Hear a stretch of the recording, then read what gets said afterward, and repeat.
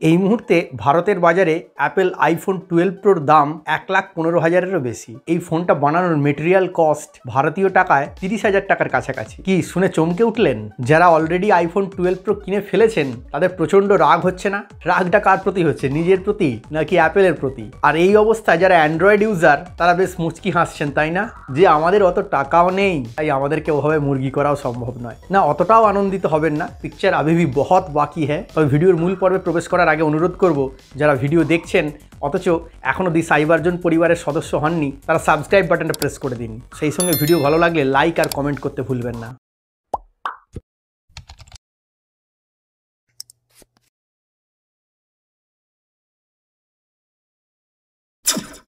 আজকের ভিডিওতে আমরা খোঁজ খবর করে দেখব যে সমস্ত স্মার্টফোন আমরা ব্যবহার করি সেগুলো বানাতে আসলে কোম্পানির কত খরচ হয়। তাহলে চলুন দেখতে থাকুন শেষ পর্যন্ত। একটা মোবাইল ফোন বানাতে ছোট বড় মিলিয়ে 300-এরও বেশি সরঞ্জাম লাগে। এর সব কটাকে নিয়ে আলোচনা করতে গেলে ভিডিওর যা ভলিউম হবে সেটা হয়তো ইউটিউবে আপলোডই করা যাবে না। আমরা তাই ফোকাস করব গুরুত্বপূর্ণ পার্টসগুলোর উপরে। যদি প্রশ্ন করি মোবাইলেরই এত পার্টসের মধ্যে সবচেয়ে দাম কার বেশি, আমাদের মধ্যে হয়তো অনেকেরই ধারণা মোবাইলের বিভিন্ন পার্টসের মধ্যে চিপসেট বা প্রসেসরের দামই সবচেয়ে বেশি। না, তা কিন্তু নয়। মোবাইলের মধ্যে সবচেয়ে দামি পার্টস হলো এর ডিসপ্লে, আর ডিসপ্লের মধ্যে এই মুহূর্তে সবচেয়ে দামি হলো অ্যামোলেড ডিসপ্লে। আজকের বাজারে দাঁড়িয়ে একটা অ্যামোলেড ডিসপ্লের দাম শুরু হচ্ছে মোটামুটি 5,500 টাকা থেকে। ফ্ল্যাগশিপ লেভেলের ফোনের ক্ষেত্রে এটা 14,000 টাকা পর্যন্ত চলে যেতে পারে। 5,500 টাকা থেকে শুরু করে 7,500 টাকা পর্যন্ত যে অ্যামোলেড ডিসপ্লে, সেগুলো কিন্তু কোনোটাই স্যামসাং এর বানানো নয়, সেগুলো কোনো চাইনিজ ম্যানুফ্যাকচারের তৈরি অ্যামোলেড ডিসপ্লে। এই সমস্ত চাইনিজ ম্যানুফ্যাকচারের তৈরি অ্যামোলেড ডিসপ্লের সঙ্গে স্যামসাং এর অ্যামোলেড ডিসপ্লের কোনো তুলনাই হবে না। কালার ভাইব্রেন্স এবং ব্রাইটনেসের বিস্তর তফাৎ হবে। যাই হোক, মিড বাজেট সেগমেন্টে আমরা স্যামসাং এর যে অ্যামোলেড ডিসপ্লেগুলো দেখি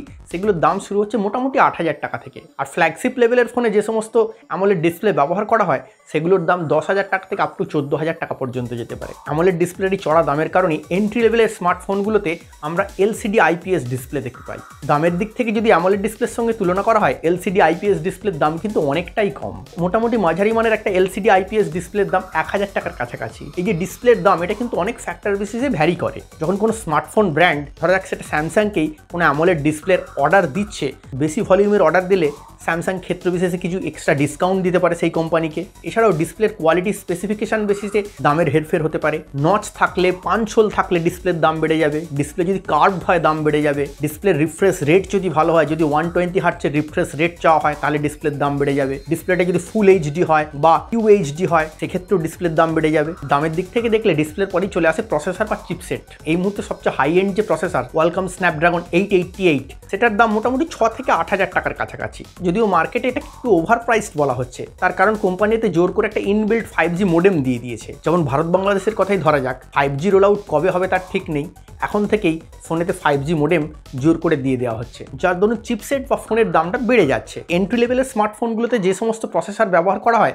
সেগুলোর দাম সবই 1,500 টাকার ভিতরে। মিড বাজেট সেগমেন্ট যে সমস্ত প্রসেসর আমরা দেখতে পাই তার দাম 2 থেকে 3,000 টাকার কাছাকাছি। যেহেতু ফ্ল্যাগশিপ লেভেলের ফোনগুলোতে স্মার্টফোন ব্র্যান্ডগুলো একদম নতুন বাজারে আসা চিপসেটগুলো ব্যবহার করে, তাই এর দামটা একটু ওভার প্রাইসটি হয়। মোটামুটি দেখা যায় ফ্ল্যাগশিপ লেভেলের ফোনেতে যে সমস্ত চিপসেট ব্যবহার করা হয় তার দাম 4 থেকে 7,000 টাকার কাছাকাছি থাকে। তবে ইন্টারেস্টিং ব্যাপার হলো এই যে অনেক মিড বাজেট সেগমেন্টের ফোনে আমরা মিডিয়াটেকের এমন অনেক বেটার পারফর্মিং চিপসেট দেখতে পাই যার দাম কিন্তু মাত্র 500 টাকার আশপাশে। তবে এখানে একটা ইন্টারেস্টিং তথ্য দিই, স্যামসাংয়ের সবচেয়ে বহুল ব্যবহৃত এবং বহু চর্চিত Exynos 9611 এই প্রসেসরটার দাম মাত্র 1,000 টাকার কাছাকাছি। একটু আগেই যে বলছিলাম দামের দিক থেকে ডিসপ্লের ঠিক পরেই আছে চিপসেট, এই জায়গাটা কিন্তু অনেক সময় ক্যামেরাও দখল করে নেয়। ফ্ল্যাগশিপ লেভেলে ব্যবহৃত অনেক ক্যামেরার দামই কিন্তু চিপসেটের চেয়ে অনেক বেশি হয়। তবে এক কথা, একটা স্মার্টফোনের ক্যামেরার দাম বলা মুশকিল, কারণ ক্যামেরার সঙ্গে অনেকগুলো ফ্যাক্টর জড়িয়ে থাকে।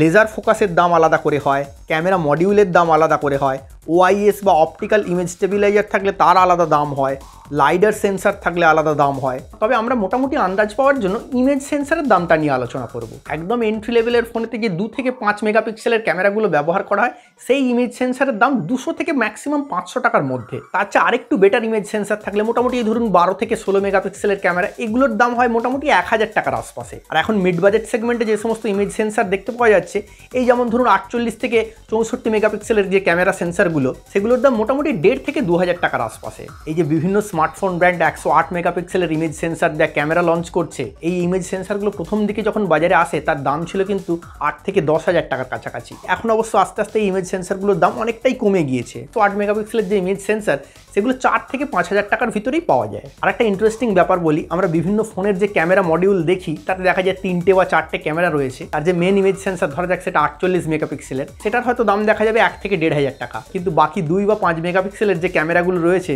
দেখা যাবে তার দাম 200 বা 300 টাকার কাছাকাছি। তবে আর একটা তথ্য না দিলেই নয়, এই মুহূর্তে সব দিক মিলিয়ে iPhone 12 Proর ক্যামেরাকেই সবচেয়ে বেটার পারফর্মিং ক্যামেরা বলে ধরা হচ্ছে। সেই iPhone 12 Proর যে পুরো ক্যামেরা মডিউল, অর্থাৎ এর মধ্যে 3টে 12 মেগাপিক্সেলের ইমেজ সেন্সার রয়েছে, একটা লাইডার সেন্সার রয়েছে, এই সব কিছু মিলে পুরো ক্যামেরা মডিউলটার দাম পড়ছে $50 আশপাশে, মানে ভারতের বাজারে 3,500 থেকে 4,000 টাকার কাছাকাছি। এরপর আর একটা গুরুত্বপূর্ণ জিনিসের দাম আপনাদের জানাই। আমরা যে মেমোরি মডিউলটা ব্যবহার করি, অর্থাৎ র্যাম এবং রম, একটা 3GB র্যাম এবং 64GB ইন্টারনাল মেমোরি সহ যে মেমোরি মডিউল, তার দাম মোটামুটি 2,000 টাকার আশপাশে হয়। মোবাইলের যে বিভিন্ন পার্টস রয়েছে তার মধ্যে গায়ে যথেষ্ট বড় এবং মোবাইলের প্রাণ শক্তি স্বরূপ যাকে ধরা হয়, সেই মোবাইলের ব্যাটারি এর দাম কিন্তু খুবই কম হয়। একটা 5000 মিলিঅ্যাম্পিয়ারের ইনবিল্ট ব্যাটারির দাম 3 থেকে বড় জোর 350 টাকার কাছাকাছি। যাই হোক, আপনার মোবাইলের ব্যাটারি যদি ড্যামেজ হয় আর আপনি সার্ভিস সেন্টারে গিয়ে কিন্তু এই দামটা এক্সপেক্ট করবেন না। একটা স্ট্যান্ডার্ড ফাস্ট চার্জার বানাতে ডেটা কেবল সহ কোম্পানির 200 টাকারও কম খরচ হয়। এর বাইরেও একটা মোবাইল ফোনের অনেক গুরুত্বপূর্ণ পার্টস থাকে। বেশিরভাগ স্মার্টফোন কোম্পানি এখন তাদের ডিসপ্লেতে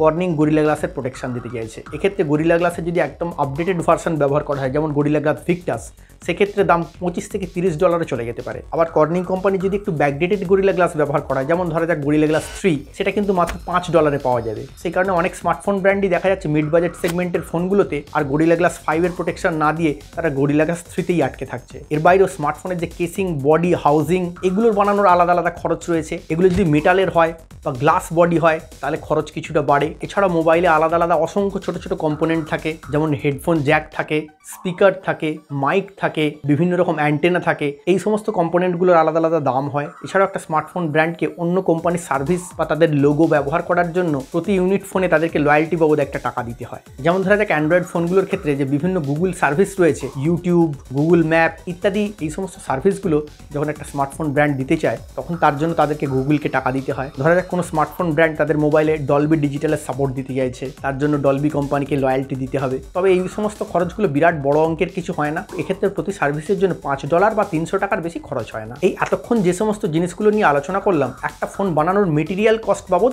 এই খরচটাকে ধরা যায়। অর্থাৎ শুরুতে যে বলেছিলাম 1,15,000-এর iPhone 12 Pro Max বানাতে আসলে 30,000 টাকা খরচ পড়ছে, সেটা তার মেটেরিয়াল কস্ট শুধু। এই মেটেরিয়াল কস্টের পরেও একটা কোম্পানির আরও অনেক কিছু খরচ থাকে। তার লেবারদেরকে পেমেন্ট করতে হয়। যদিও দেখা যায় মেজর স্মার্টফোন ব্র্যান্ডগুলো তাদের মোবাইলের যে মেজরিটি পার্টস সেটা চীন থেকে বানায়, এবং দেখা যায় যে চীনে লেবারদের যা মজুরি তাতে একটা স্মার্টফোনে মাত্র $2.5 খরচ হয় লেবারদের চার্জ বাবদ। এর সাথে যোগ হয় কোম্পানির শিপিং কস্ট বাবদ খরচ, পার্টসগুলোকে আনা, অ্যাসেম্বল করা, এবং ফোনটা অ্যাসেম্বলড হয়ে যাওয়ার পর তাকে প্যাকেজিং করার খরচ থাকে। তারপর সেই প্যাকেজ প্রোডাক্টটাকে ডিলার বা রিটেলারের কাছে পাঠানোর একটা খরচ থাকে। রিটেলার বা ডিলারদের কমিশন থাকে। যে কোনো স্মার্টফোনের অ্যাডভার্টাইজমেন্ট বা প্রমোশন বাবদ একটা বড় খরচ থাকে। এর বাইরেও এক স্মার্টফোন কোম্পানিগুলো একটা বড় অংশের খরচ ধরে রাখে মোবাইল ফোনটা রিপেয়ারিং বা সার্ভিস বাবদ। হতেই পারে মোবাইল ফোনটা 1 মাস চলার পর তার ব্যাটারি খারাপ হয়ে গেল বা মাদারবোর্ডটাই নষ্ট হয়ে গেল। এছাড়াও তাদের সার্ভিস সেন্টার চালানোর একটা আলাদা কস্ট থাকে। এই এত কিছু খরচের পর কোম্পানি মুনাফা করে। অর্থাৎ আগে যে বলছিলাম 1,15,000 টাকার ফোনে 30,000 টাকা খরচা, বাকিটা সবটাই কোম্পানির লাভ,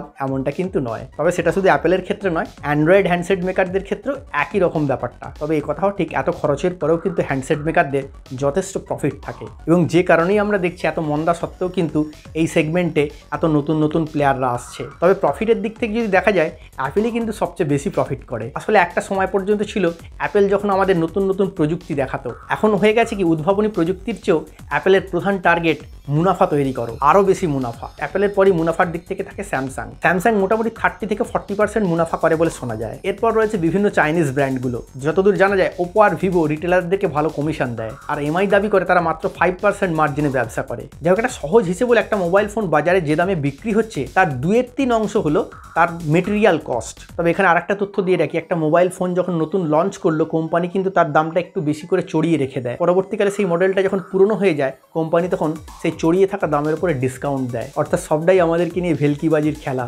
ভিডিও ভালো লাগলে লাইক করবেন, কমেন্টে আপনার অনুভূতি জানাবেন, এবং চ্যানেলটা এখনো সাবস্ক্রাইব না করে থাকলে অবশ্যই সাবস্ক্রাইব করবেন।